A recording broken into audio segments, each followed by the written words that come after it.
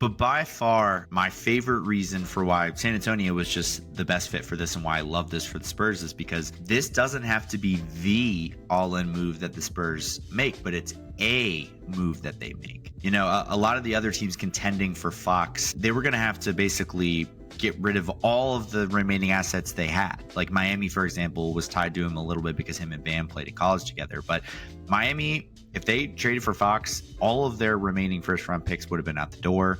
They also would have been pretty strapped cap-wise. There's no flexibility to add around that. Whereas San Antonio, they still have most of their own first-round picks, as well as 3 extremely valuable Atlanta Hawks picks. They didn't have to trade Devin Vassell. They didn't have to trade Stephon Castle. They didn't have to trade Jeremy Sohan. And so they have so much flexibility and optionality to add around this roster. They could consolidate Vassell with a couple of those picks and get another legitimate star to add to Wemby and Fox to make sort of a big 3 of sorts. Or they could decide that hasn't worked in the NBA recently. Instead, let's consolidate some of these picks into a bunch of just super high level role players and build just around depth and defense around these 2 guys. And they've got time to figure this out because Wemby's still so ridiculously young and you want to see how they mesh a little bit, but they're set up so well.